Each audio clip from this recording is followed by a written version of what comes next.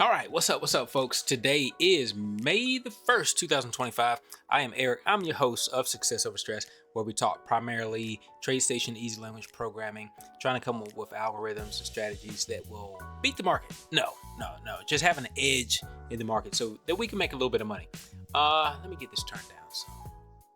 So what I want to talk to you about today is wrapper functions. So making your own functions that you can make inputs and outputs to them so that you can get a lot of stuff done. So I will tell you, one of the things that I normally do, if you look at my charts here, you'll see that I do lots of different things on the chart. But one thing that I frequently come back to is looking at price structure, right? So generally speaking, let's see if we go to, maybe we'll just go to a new chart. So generally speaking, if you have a swing low like this swing low, if it broke a prior swing low, it has a better potential to continue on or to make more moves. Let's see. Drawing mode, right? So if this swing low is broken, that would be a place where it would bounce down and come back up, right? So, and this is a swing low, this is a swing low. Here, even this swing low here, come all the way across. This broke both this swing and this swing low, and these also, right? So typically what you're thinking when you see this is like, you would say, all right, well, this either all this or just here is an area of consolidation.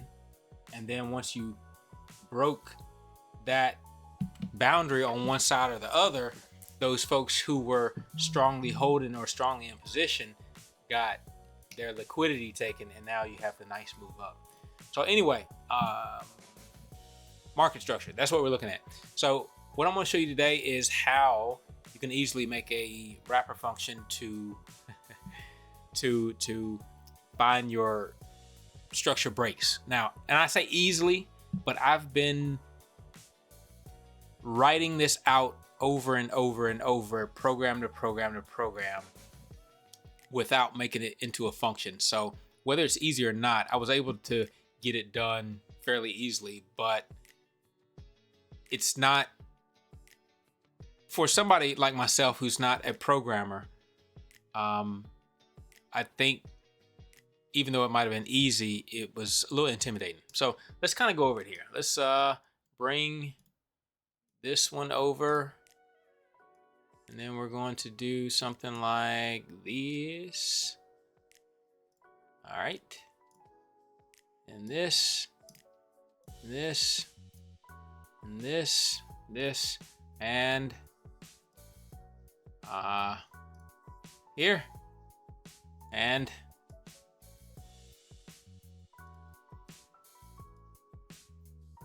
here. Okay. All right. So we're going to be making a new function. So we'll get rid of this one. Okay. So we will start with making a new function. Just go to File and do New Function. I'm just going to call this. This will be. We'll put $swing low. And hopefully I can get this all done, and then I can't use, I'm sorry, pound. All right, so pound, no. Can we do pound $swing low? Nope. All right, pound or $swing low. We'll just do that. Okay, so a couple things to know about making functions is that you can have inputs. You can have and declare variables. And then you can have the body of the program. And after the body, the function itself has to return something. So swing low will be equal to 0. Okay, and so one of the things, if you follow kind of like the nomenclature, the syntax of the original programs, you'll see that it'll say something like if it Well, if it works, then it'll return maybe 0, and if it doesn't work, if there's an error, then it'll return -1. So we don't really need it to return anything though, because we're going to have our returns up here in our reference output, the wrapper part. Okay, so we'll make this kind of, I don't know if we'll make it kind of simple or not. We're gonna have the first input is going to be the swing length, which will be x swing length. Well, and then when it's an input, you need to make it like this. If it's a number, then you do numeric series or numeric simple.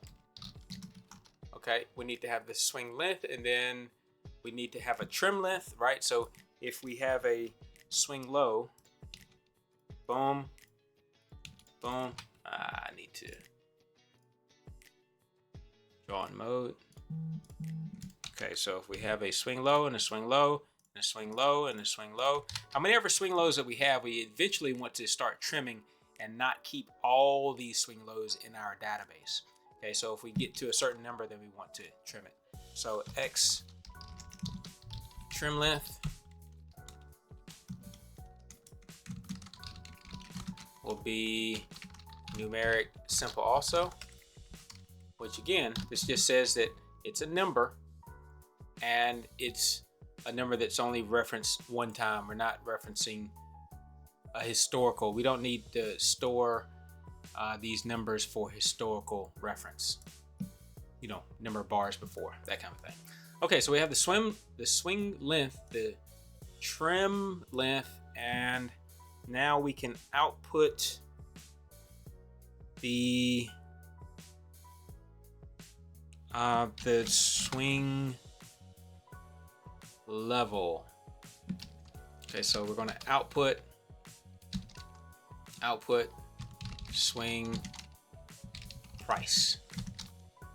This will be a numeric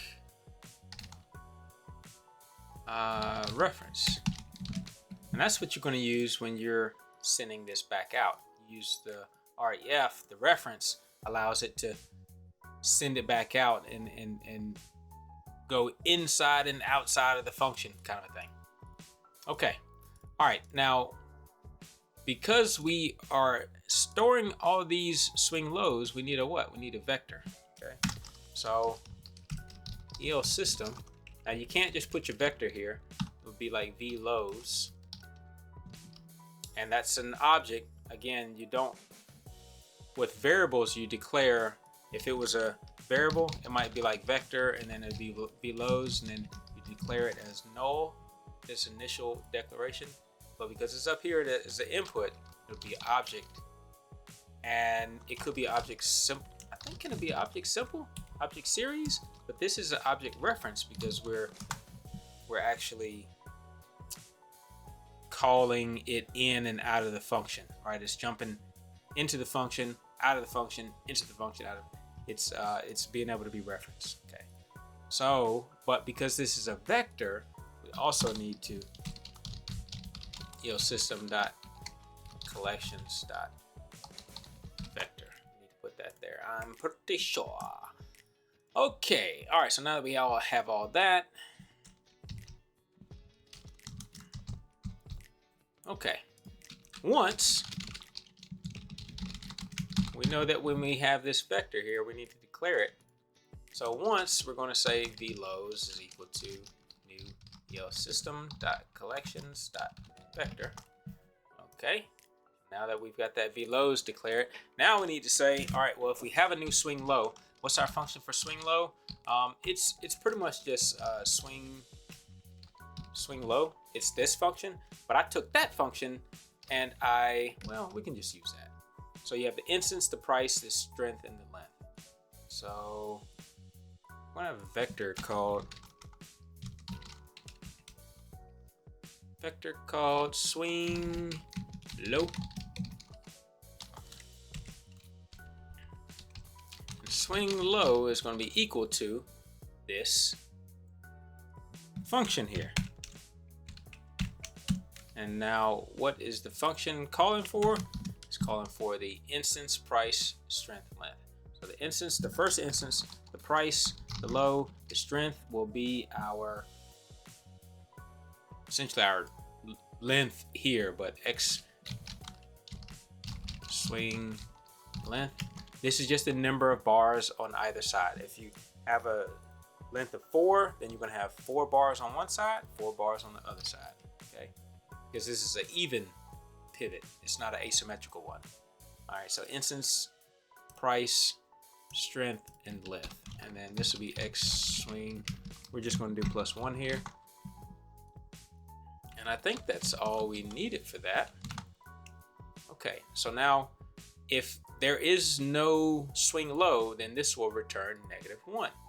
But if there is a swing low, it will return the swing low value.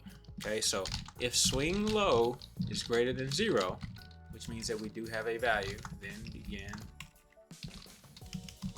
end. So if we do have one, then we're going to X. All right, so the output, I thought we put output here. Out swing price. We're going to do another output that says out low found. And this is going to be true, false. True, false, simple. Okay.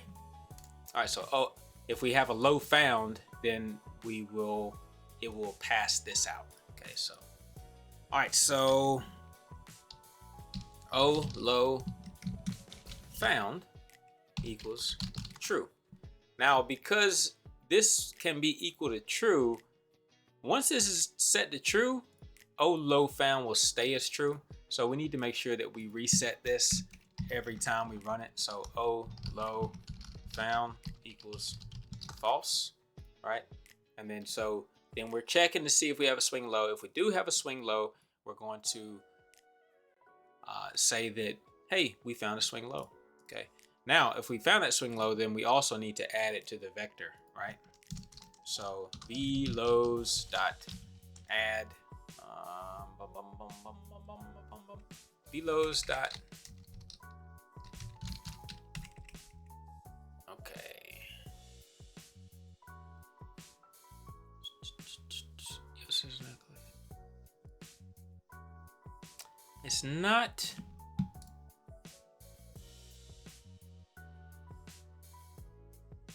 It's not giving me the keywords here. Velos dot. It should give me these other methods attached with the object. Velos dot insert swing low. All right, let me see. What's the problem here? What's the problem? We're gonna go ahead and verify it. Vector O, because I didn't put the right thing there. Oh, that's because I was just showing you this here and I didn't get rid of it. All right, there we go. All right, so verify, boom, bam. O low found equals false. What's wrong with that? Well, we have an extra semicolon here. O low found. Was this not a comma? Yep, it's a comma. O low found, true, false, simple. Word cannot start a statement. Oh, really? Oh yeah, yes it can. So what is low found is equal to false? I feel like I'm something to a function is not allowed. Swing low. Oh, well, I can tell you one thing. This swing low, it should be underscore. If swing low underscore, although found. Okay, it doesn't like the, I must have put an extra parentheses or extra comma or something. What's going on here? O swing price. Numeric simple. True, false, simple. it should like that.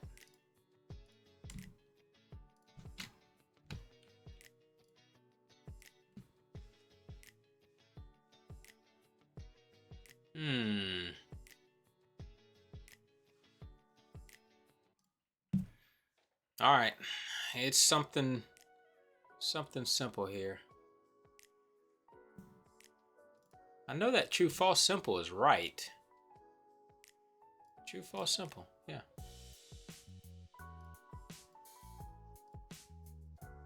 Let me just take away the O. See if it doesn't like the O for some reason. I don't know. No. It's something simple I'm missing.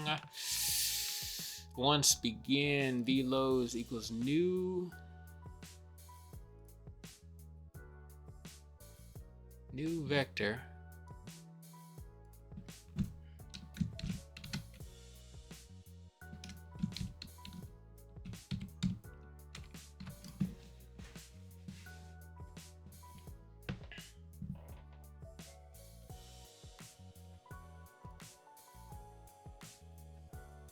Let me put this all in one line and see.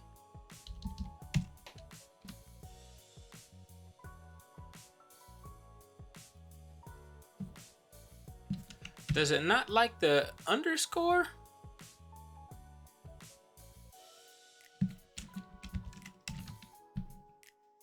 No, that's fine.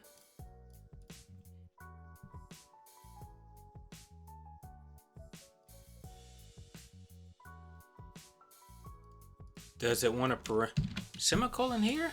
No. Oh, that's loud. Value was never assigned to the function. Swing low.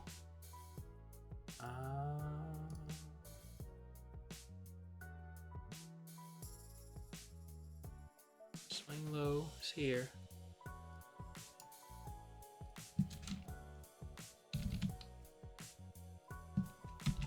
It's something very peculiar going on here. Semicolon expected here. That's why I said there's something going on up here that's causing this to be funky, right? Because this saying is expecting a semicolon right here. Well, it shouldn't, like, all this up here should be fine, with the exception of me putting like an extra comma or something like that.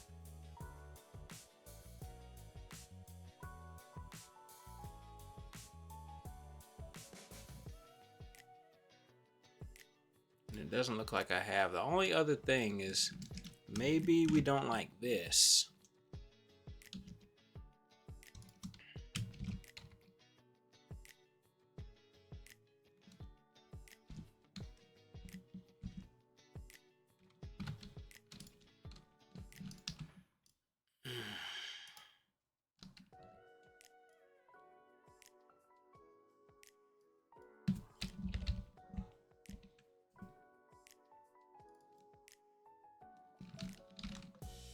Oh,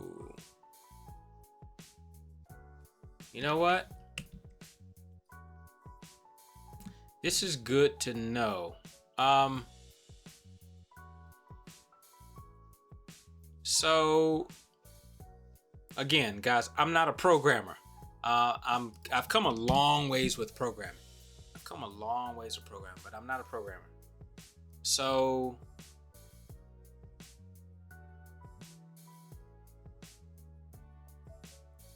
this OLO found is a input, even though it's allowed to be referenced back and forth in and out of this function. It's still a input, and we know typically when we use inputs we can't assign values to the inputs. I would expect for it to say something different here, like can't assign a value to a input or something like that, but this is not allowing it to assign value to this because it's an input. So we have to be clever to get the information back here if we want to send it back out of this wrapper function. So we need we just put low found here, and we'll figure out if we need to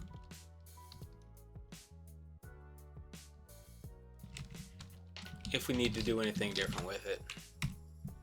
So we'll just go with low found. Low found is equal to false. If swing low is greater than 0, then begin. Then we can send this out as O low found is equal to true.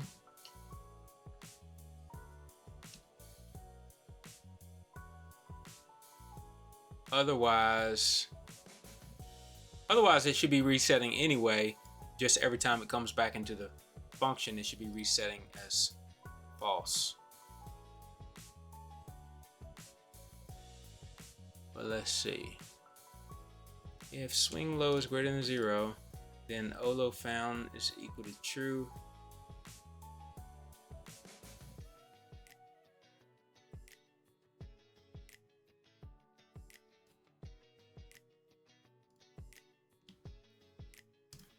Let's just try it like this. And so the question is whether or not this resets on every iteration. If it resets to false. If we get this firing off on every single bar, then we know that it doesn't reset. Does this reset on every run of the function? I'm thinking yes, but I like to err on the side of caution and do resets anyway. But it'll be good to know. Okay, so swing low is equal to the swing low function. The first instance of the low of the length plus 1. Okay. And then if we do have a new swing low, then O low found is equal to true, and then we're going to insert the swing low into our vector. Now, if vlows.count is greater than or equal to the trim length, x trim length, then vlows dot pop back. Okay. Now, if vlows dot count is greater than or equal to, let's say 2, then x check break. And what are we doing here? We're going to check to see if the bar that we are on. We'll do this out here. So we'll check to see if we do have multiple entries in the vector, are we breaking one of the prior swing lows? Okay, and for that we're going to have a variable called index of A. You guys have probably seen that with my stuff before. We don't need this because we're not going to run it as a loop. Then begin end for IDX of A equals 0 to vlows dot count minus 1 begin end. If we begin end, if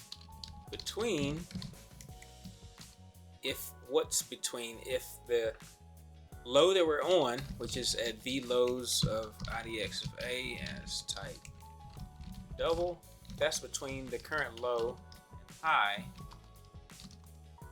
then begin end. So we did find what we're looking for, so let's go ahead and erase what's in that current index. All right, and then we're going to say that we found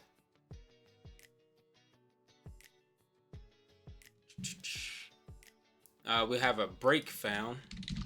O break found, and this is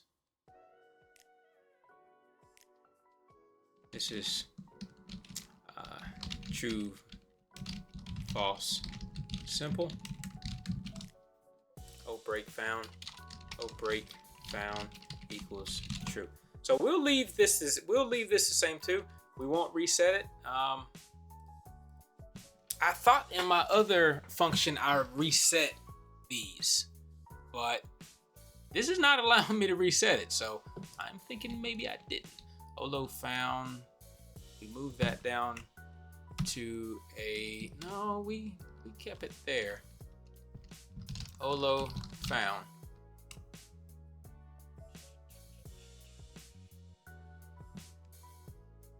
Olo found.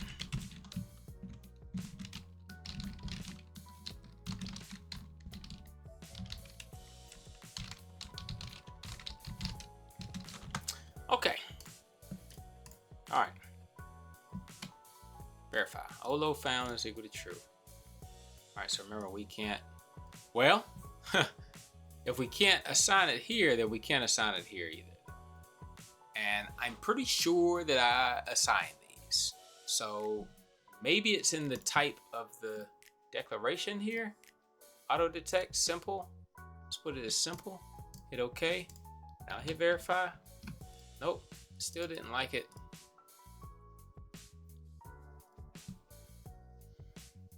Okay, that's slow.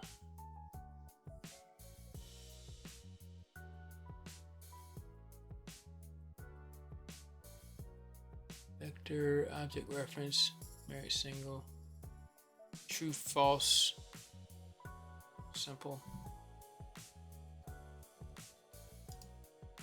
There is no other variation. True, false.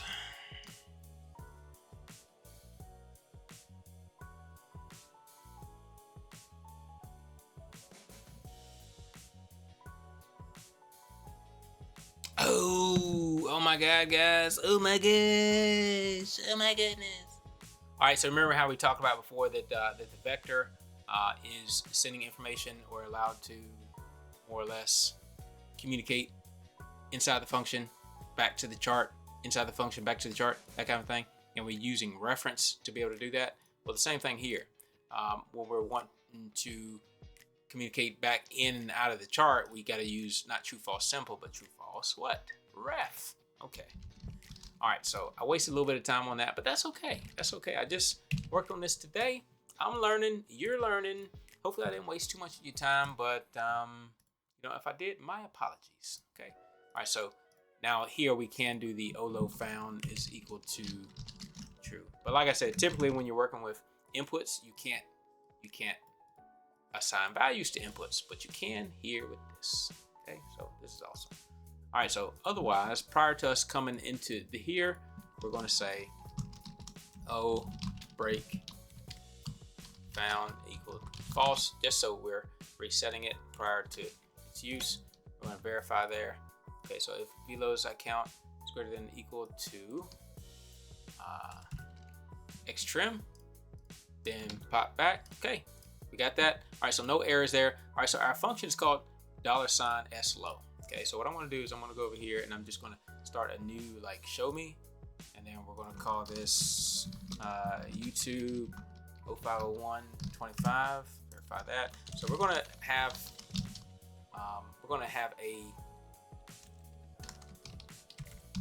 using el system.collections because we need that for our vector vlows. You can call it whatever you want to. You can call it vhighs actually. I'm just going to confuse you even more, but again, this is really vlows, but we're just going to call it that. All right, and then we also need a couple of other variables for our break found, remember? And then that was true false, and then we have one for break level, and we'll call that was a price. And then new break. Okay, and those are the inputs, outputs of our wrapper function. So our wrapper function is slow, and then you see when you put the parentheses, you see it comes up here, all these inputs that we had. So we had the vector that we're going to use. We had the length for our swing, the trim for our swing, the swing price that will be returned whenever we have a swing, the low found, true false, and the break found, true false. So velos length. So vector length trim price, low found, break found. Okay, so vector is our v-highs, vector length, trim, we're going to trim after at 5 or more. Vector length trim, and then it was, what was it, break? I think it was break.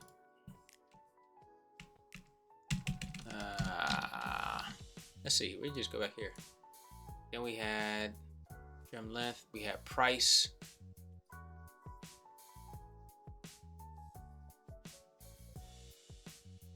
Low found, break found. Price. We're just gonna do value 99 for the price. Low found, which will low found, which will be just have one called low found. Low found, and then break found. Okay. All right. That's pretty much it. And that's because this function is equal to a number. It's a numeric. We have to put 99. We have to just put it's equal to something. Okay. And then so that's it. Right? So pretty much if you want to do all this right here on every bar, typically what I do is I rewrite this on every script that I'm going to use this on. I rewrite all this stuff in here somewhere. I put a method, this method at the top with the loop in it. I rewrite that for, I don't know, 60% of my charts. So all I have to write is this right here. And I think I didn't want to write it before because I thought it would be too much on the computer. But turns out it runs still fairly quickly. All right, so all I have to do is just kind of copy and paste this into my charts now. Okay, so what we're gonna do is we're gonna add this to the chart, which is YT050125. This will show me YT050125. Okay, then user defined, that should be fine. Hit okay. All right, and so now we don't have anything coming up right now. That's because we didn't plot anything. But so if we're interested in the swing lows, right? So then we're going to say, all right, well, when do I have a break? When do I have a new low? Okay, so if low found equals true, then plot 1. We're going to plot where? So if we have this low here, then we'll find out how many bars ago we find out. We find out 4 bars ago. So we're going to plot it 4 bars ago. We're going to plot the low because that's what our swing is in reference to. 4 bars ago. Boom. Okay. So here you see you have all your swing lows just that quick. I mean, you see how quickly the computer did it, right? All this information right here. All this scripting is just this one line. One line right here. And so as I understand, I forgot, but I think if you run code is fastest from the body first, and then the method is the next slowest.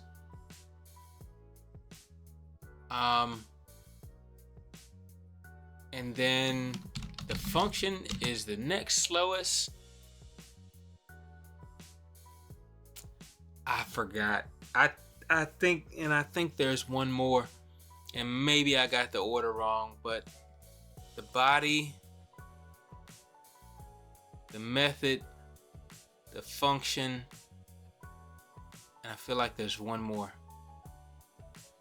But these are layers of code.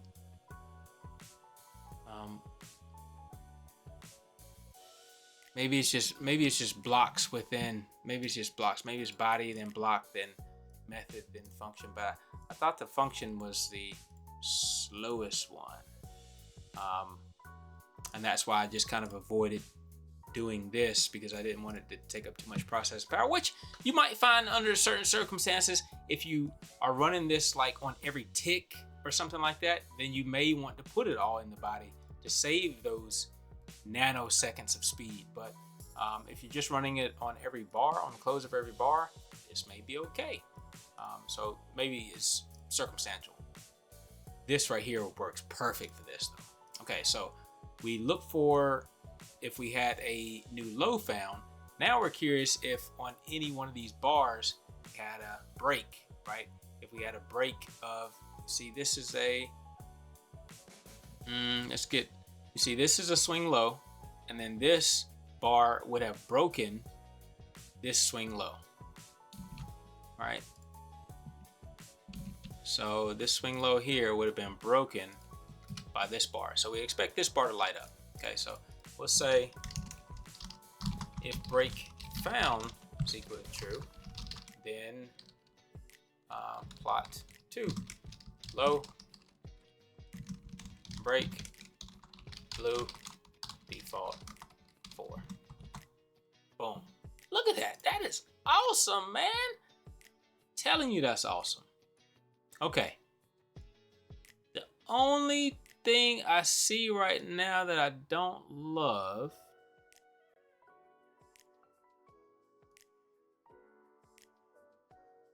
is, why did this light up twice? The low is 36.50 and the low here is 36.50. They're the same price. But either way, once the first one breaks it, it should delete. It should erase. Like I said, if we get this break here, then we should erase that index. We should erase whatever swing low we were just at. Go ahead and identify that the break was found,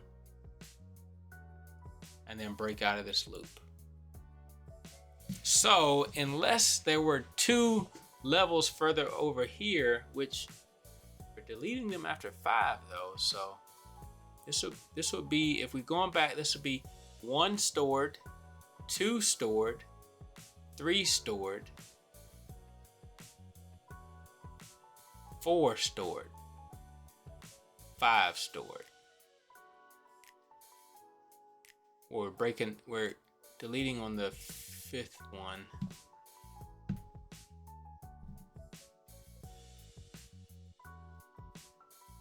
Okay, so this one right here should be break. This first bar should break this, and then it should delete this value. Why is this one firing? Same thing here. Then why is that one firing?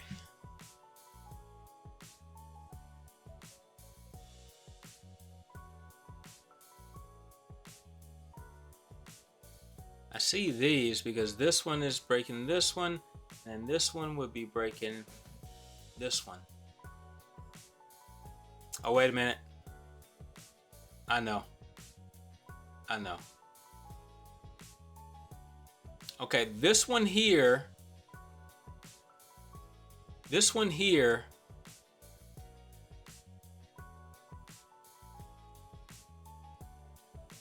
Let's make that a little bit bigger.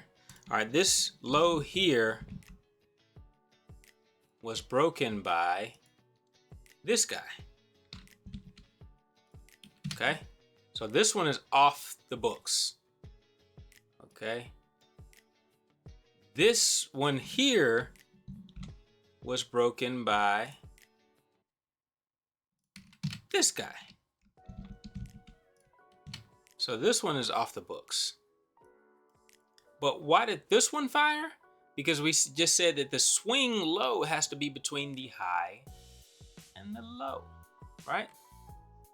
So if we look at it, this is a long span from the low to the high.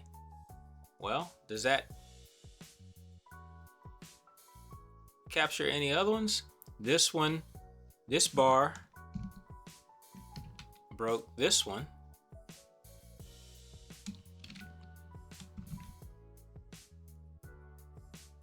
So really it goes back to this guy here.